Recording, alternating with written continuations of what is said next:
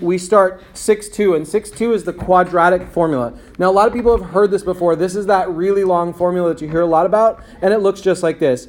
So x is equal to negative b plus or minus the square root of b squared minus 4ac all over 2a. This is one you must know. It won't be given to you. You must know it. So like it's something that you're going to need to memorize and going forward. But the first thing that we're going to talk about, we're going to be talking all about this equation. I'm going to be doing it over and over again. The best thing you can do for yourself is as you're working it, don't be lazy and screenshot it and paste it in.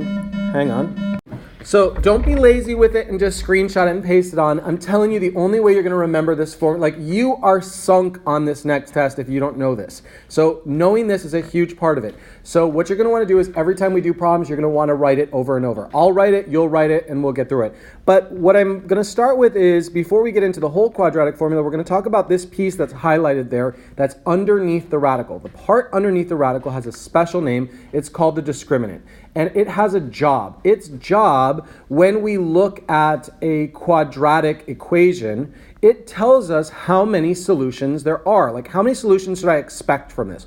Are there no solutions? Is there one solution? Is there two solutions? And we're talking about like how many different solutions. Now, here's what could happen. We're going to plug in a bunch of numbers into that b squared minus 4ac, and it is a possibility that that number, whatever we get, will be greater than 0. If it is greater than 0, then it is a guarantee that we are going to have two real solutions, meaning x will equal two separate numbers. Not imaginary numbers, just two separate numbers. I expect at the end the x is going to equal one thing and x will equal another thing. They could be positive numbers, they could be negative numbers, but there will be two real solutions. If I check, I'm going to plug in some things and we'll show you how to do that in just a second. If it is greater than 0, then we get two real solutions. Well, the other option is that what if it is equal to 0? What if I plug in all those numbers and it equals 0? Well, then I will only have one real solution, meaning x is equal to one thing. I'm not expecting two things, just one answer. Last thing, it could be greater than 0, it could be equal to 0. The only other possibility is that it is less than 0. And if it is less than 0, I'm expecting two answers, and I expect it to look like I'll have two answers plus or minus, and it's going to be some imaginary number. I don't know what it's going to look like. It's going to have tons of different things. There's an infinite amount of possibilities, but I'm expecting two answers, and they will be imaginary. So that's if I do that b squared minus 4ac and it is less than 0. That's what we're going to work with first. Now, let me talk about, well, where do we get that b, and where do we get the a, and where do we get the c? First of all, we're going to start off with a quadratic equation. And the only reason it's quadratic means because this is to the second power. So that's what we're talking about, quadratic here. Now, it is very important that you move everything to the same side and keep it in standard form. So x squared minus 6x, and I'm going to add 7 to both sides to get them all to the same side. My goal is not to factor this at this point. I am not factoring it because all they're asking me to do is tell the number and types of solutions for each equation. They don't want to know what the solution is. They just said, how many solutions are there? Now, here's the thing. The number that is in front of the, let me rewrite. I don't want to use red. Give me 1 second. I'm going to erase this because I'm going to use some color coding here, and I don't want to write this all in red. So I'm going to write the same thing just in black. You don't have to erase yours if you don't want to. X squared minus 6x plus 7 equals 0. Now here's the thing. A will be the number that is in front of the x squared. Whatever number is in front of the x squared. B will be whatever is in front of the x, just the x. It's that middle term. And then C will be the constant, or just whatever that number is right there. So when we're talking about A, B, and C, in this case, A would be which number? The first number. 1. And B would be what? -6. And what would C be? 7. Now all I need to do is plug it into the discriminant, which is b squared minus 4ac. So I'm just going to write that so I don't forget it. I'm making myself a note here. b squared minus 4ac. Well, b is -6. So b squared minus 4 times a. Well, what was a? 1 times c. And what was c? 7. So I need to work this out. Now you still need to follow your order of operations. You can't ignore that. So anything that I can do inside the parentheses, remember, PEMDAS, anything that can be done inside parentheses? No. So what do I go on to next? Exponents. Do I have any exponents? Yes. Negative 6 squared is 36. Negative 6 times negative 6 is a positive 36 minus 4 times 1 times 7. All right, exponents are done. What am I doing next? Multiplication. 4 times 1 times 7. What does that give me? Okay, good. 36 minus 28 equals 8. Now, here's what we've got. We've got that this 8, is that greater than, equal to, or less than 0? It's greater. So b squared minus 4ac is greater than 0. How many solutions did that tell me that I have? If you need to, scroll up and look. 3. 2. 2 real solutions.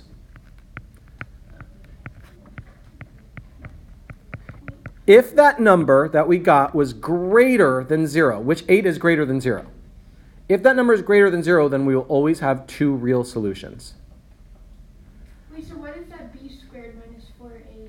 That's the little formula that we're plugging into. That's called the discriminant. I'm going to keep doing that every single time on here. Wait, but like what type of formula do you know? Like what do you use? Like how do you know which formula you use? Yeah. There's only one formula. They're all the same formula, b squared minus 4ac in every single one. All we're trying to do, you might say, but they look different. We're just trying to figure out, is it greater than 0? Is it equal to 0? Or is it less than 0? Yes, ma'am? Where did you get negative 6 and 4 and 7? Yeah, but in what order, so... Oh, b squared. Remember, so that we're going to keep doing this b squared minus 4ac. This is called the discriminant, and it tells us how many answers there's going to be. So I'm going to do another one. I'm going to move on to b here. Now, again, must be in standard form. So let's get it in standard form to start. You cannot even begin this. If you try to do this and it's not in standard form, you will not get the right answer. I'm going to add 9 to both sides, and I get here.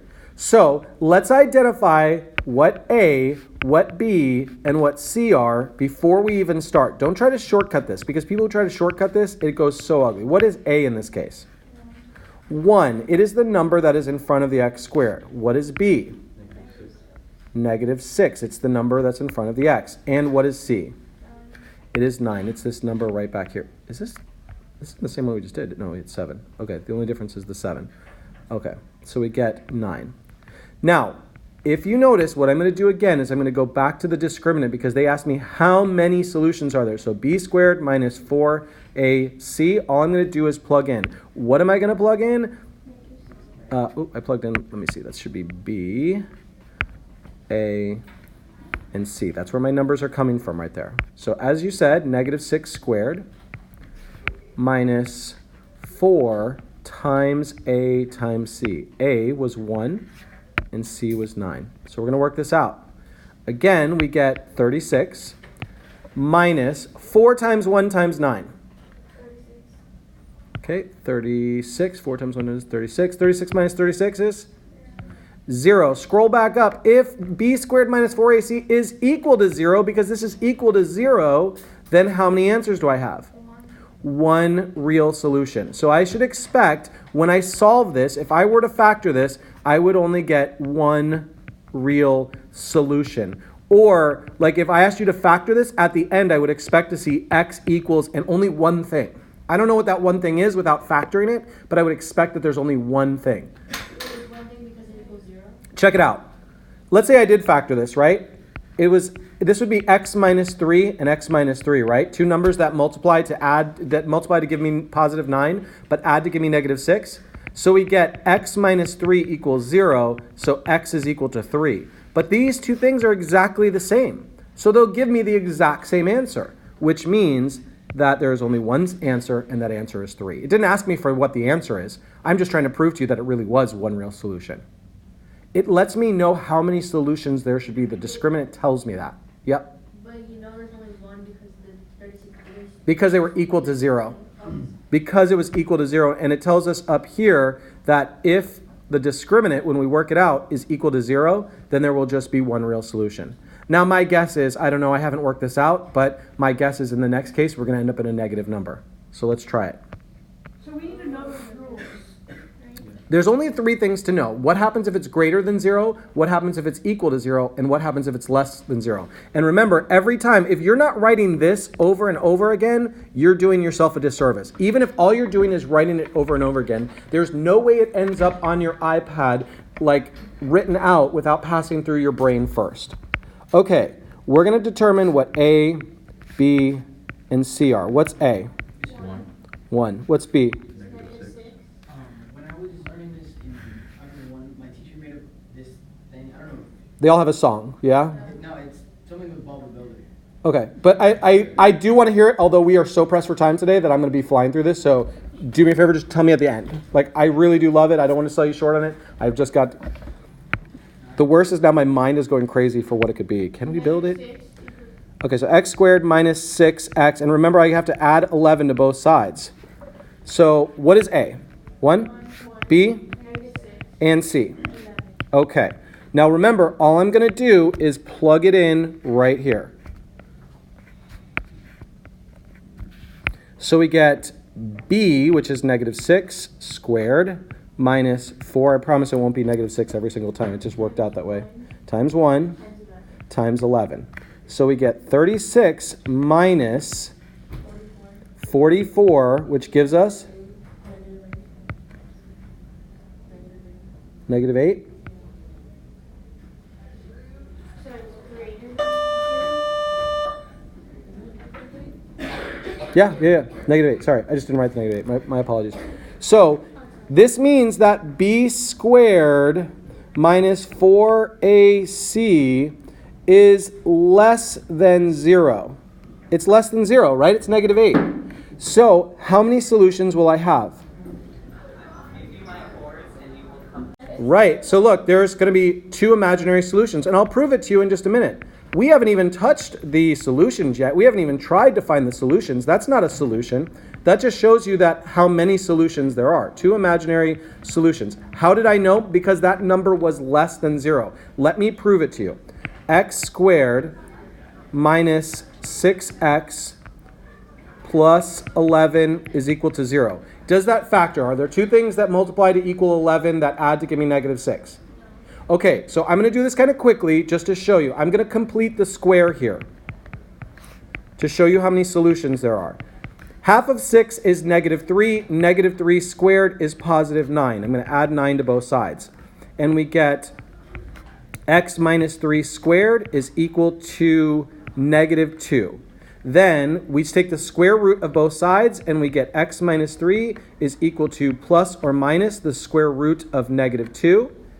We add 3 to both sides and we get x is equal to 3 plus or minus the square root of negative 2. Would you agree that this is going to end up being an imaginary number?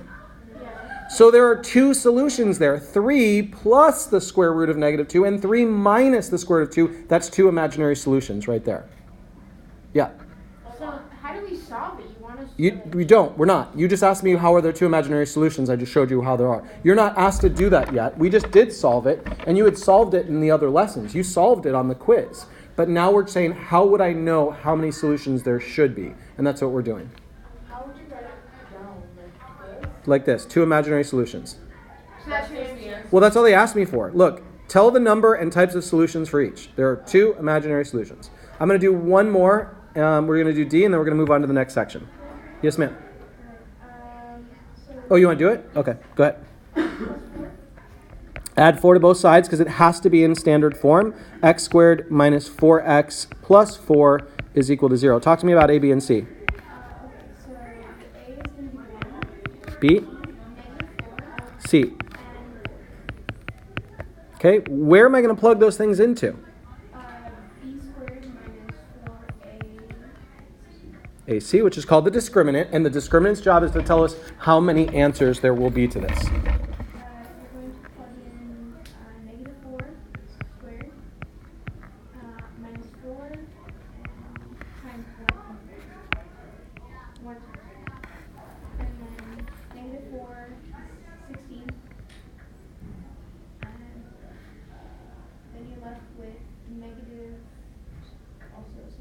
Okay, so 16 minus 16.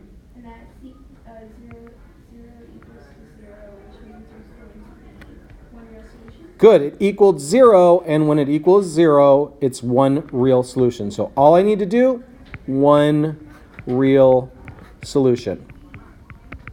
Okay, so that's how we use the discriminant. That's actually like the smaller of this. This is about to become really big because now we're going to use the whole quadratic formula here in just a moment. We are going to use all of that, not just the discriminant. We're going to use all of the pieces.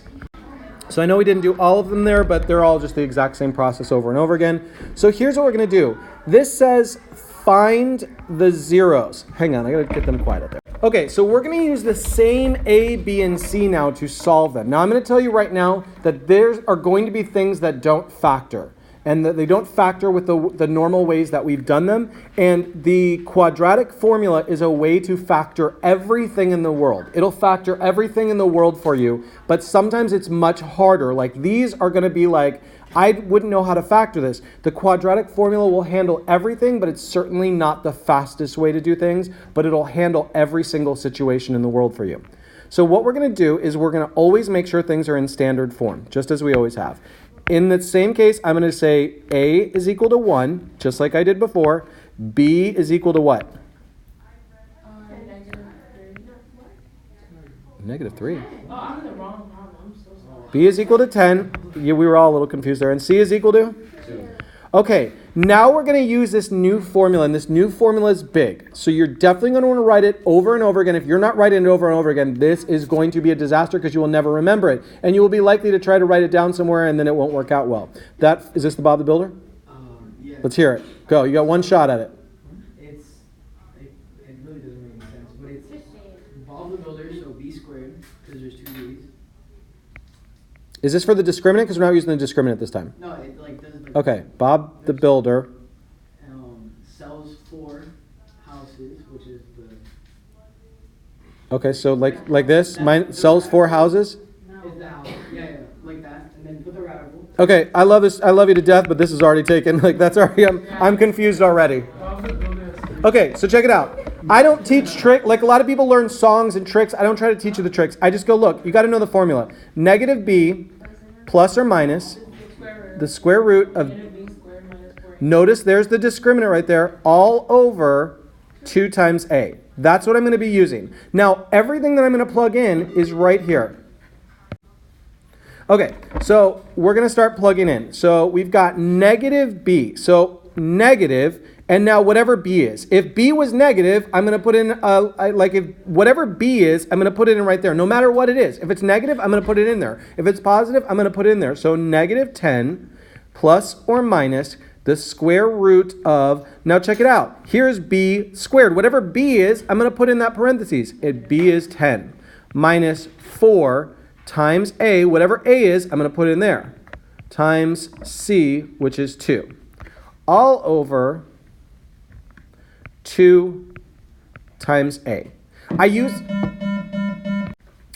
Okay, so I'm going to go through and work this out. Right here, this is just negative 10. Plus or minus the square root. What is that 10 squared? What does that become? 100. Okay, that's 100. Minus, what is 4 times 1 times 2? 8.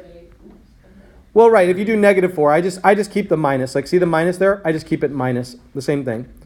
So 4 times 1 times 2 gives me 8. So we get 100 minus 8 all over, what is 2 times 1?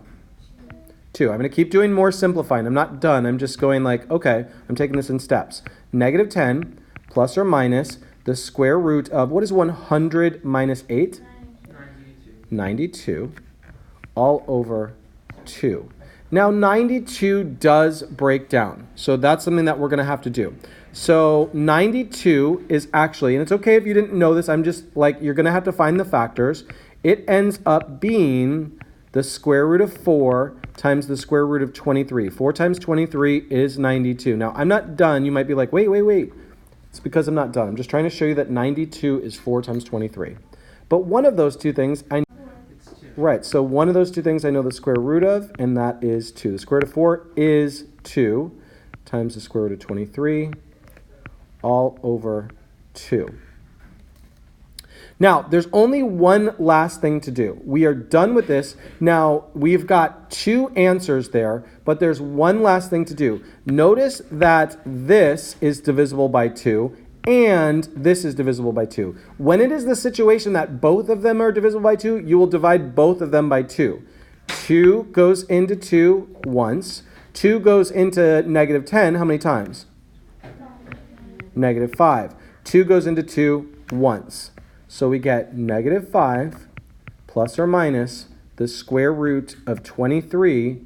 And now there's just a 1 in the denominator, so I don't need that. When I have something over 1, it's not even a fraction anymore. Why did I not write a 1 in front of the 23 there? Because if there's not that 1, it's just I have one of those. I don't say 1x. Yes, ma'am? Why is it 2 in the denominator 1? Because 2 goes into 2 once. I'm simplifying those. So there wouldn't be any 2 anymore. Correct. Like here. Like if I do this, 2 goes into 2 once, 2 goes into 4 twice. It becomes 2 over 1, which is 2. Same thing I'm doing there. I'm sorry. It's okay. This ends up as negative 5 plus or minus the square root of 23. That's 2 answers. Negative 5 plus the square root of 23 and negative 5 minus the square root of 23. 2 answers. Now, why did I not separate them out? Because I can't do that math. Not without a calculator. I can't do that in my head. All right, let's try another one. This is going to be on the video. I don't want to keep stopping because we have to do a lot, so just go back to the video if you need them. Or just write them down as we do them. So, okay, let's identify A, B, and C. That's always going to be our first goal. Okay, A is what? 1. B is negative 8, and C is 10. Now here's the part you're going to want to do. I don't care if you've got it written down somewhere already. Get in the habit of doing, okay, negative B plus or minus the square root of B squared minus 4 times A times C all over 2A. It's a lot to remember. Isn't x over 2a something else? Isn't that like... Yes, there is something else. So you're thinking of like something that has to do with the vertex? Yeah. So we're going to end up getting there. For right now, we're here. So we're going to plug in. Anywhere that I see these things, I'm going to go like this. Negative B. See how I did that? It's just waiting for B to go in there. Well, what is B? So notice I put in a negative 8. It's going to become positive. Now, I'm not going to do that to the next step, but you are 100% right. Plus or minus the square root of B, whatever B is going to go in there, and B is negative 8 minus 4 times A times C. And I'm going to plug in whatever A is and whatever C is. 1, 10. I can't see. Okay, I'll zoom in. I was just trying to show you the numbers on the side as well. But Over 2. 2 times whatever A was. What was A? 1 and 10. 1 and 10? A is 1. I thought it was 8. Okay. It's most common to have A as 1. It is common. I don't want to say most common. It happens a lot because those are usually the easier problems. When it gets harder, it's not very common to have it as 1. But again, remember, this will factor anything in the world for you. It's just sometimes it takes a lot of work. Now, as you guys said, that negative and minus 8 is going to become a positive 8 plus or minus the square root of, what is 8 squared?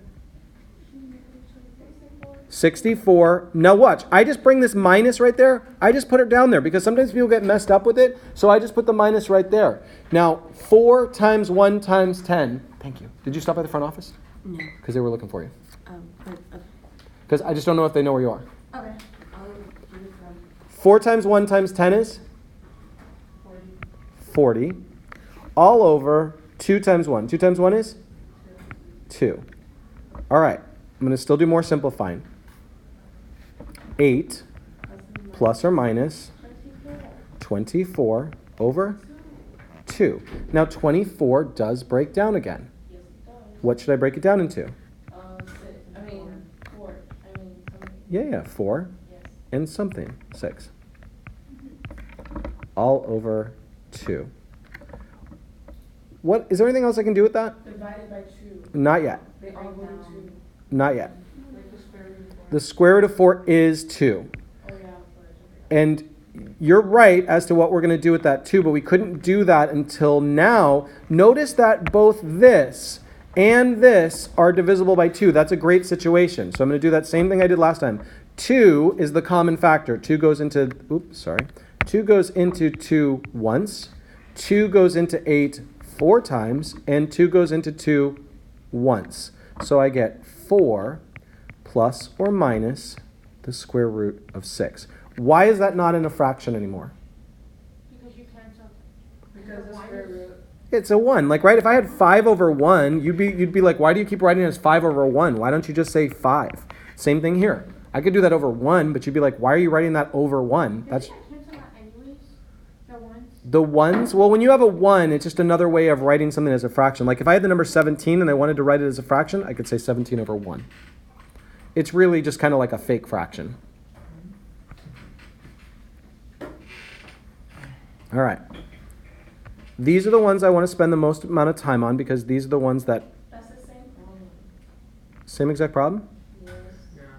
Oh, it sure is. So let's not do that. Let's do D. I'm so glad you said that because I would have sat there and done the whole thing. And okay, so notice that in this case, I have got 2x squared minus s. It is in standard form. I am checking that every single time because this will go horribly wrong if it's not in standard form. What is A? 2. What is B? -1. Good, -1. And C 2. is 2. Forgot my equal sign there. Okay, again, I know it's obnoxious. -b plus or minus the square root of b squared minus 4 times a times c all over 2a. I know that it's not fun to do, but I'm telling you, you got to believe me that the only way to remember these things is just keep writing it over and over again. Is it fun? No, but it'll get you through it. Okay. You guys talk to me now. What should I write? Negative. Thank you. -1 Good. plus and minus square root -1 minus 4 times 2 I'll zoom in just a second. Over 2 times. 1 I heard 2 different things there. 1 -2. 2 1. Whoa, now I've heard 3 answers. Okay, pause. It's 2 times a. What's a? 2. All right, I'm zooming in. Okay, that first part, we've got minus a -1. That becomes 1 plus or minus the square root of -1 squared, which is, what's -1 squared? 1 minus, what is 4 times 2 times 2? 16 all over 2 times 2 is 4. So is that like the harder one that you were saying? Because that's not one? I mean, 4a c. Okay. So this is going to be, right now, we're going to end up with 1 plus or minus, what is 1 minus 16? 15. Negative 15. So this definitely should have an I in the answer because that's a square root of a negative number. That's going to be an imaginary number. All over 4.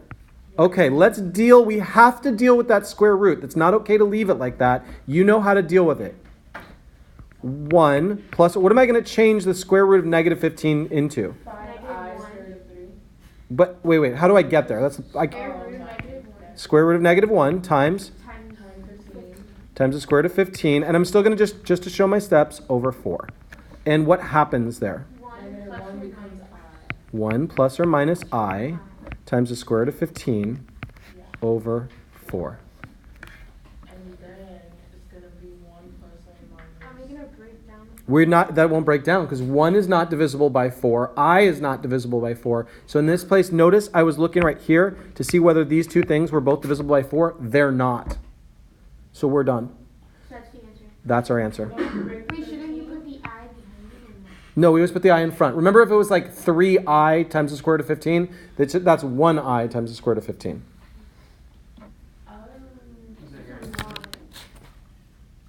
Is that yeah, it's my final answer.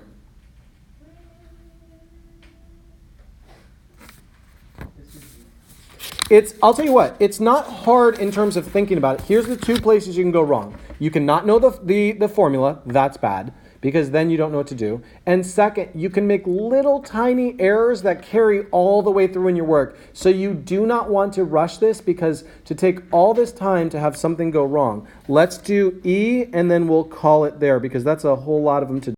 And I want to give you some time to work on your homework. Okay. What is A? Oop. 3. A is 3. What is B? B is -1. What is C? C is 8. All right. Somebody tell me what, like without looking, tell me what the equation is. Take it. So negative and then -1.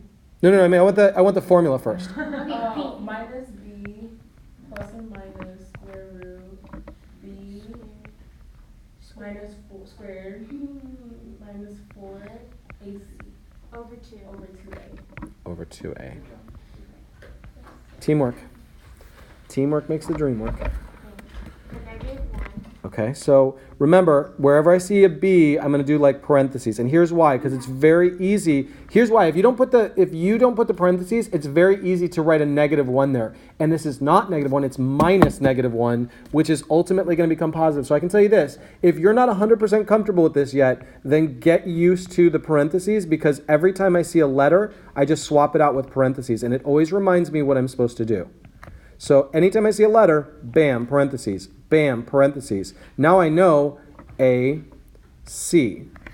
And anytime I see a letter, parentheses. Now, is it annoying to do that? Sure, but you know what else is annoying? Not passing the test. That's annoying.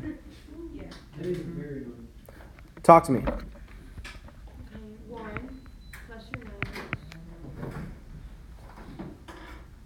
1 plus square root, right? Okay, don't forget the square root. 1 minus. So notice all I do every time is I carry down the minus. This is just something you don't have to do mathematically. You could do -4 times 3 times 8, but I just bring that negative down each time, and then I do 4 times 3 times 8. Okay, so 4 times 3 is 12 times 8, 80, 96. That is 96 Over 6. over 6. What am I doing next? 1 plus or minus -95, right? Over 6. And you said that breaks down. Anything with a negative is definitely going to break down. That has to break down. Even if the number doesn't, that negative will. Okay, so 1 plus or minus square root of -1 times square root of 95 over 6. And then 1 plus or minus I.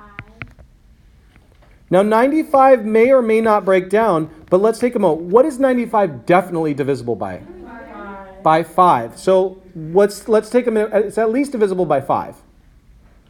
So let's break it down and check. 15. 5 times 15? Let's It's let's not 15. It's 19. okay. Let's just check that. 5 times 19, double check. 9 times 5 is 45. Carry the 4, 5, 95. So 5 times 19. Now here's what I'm going to do.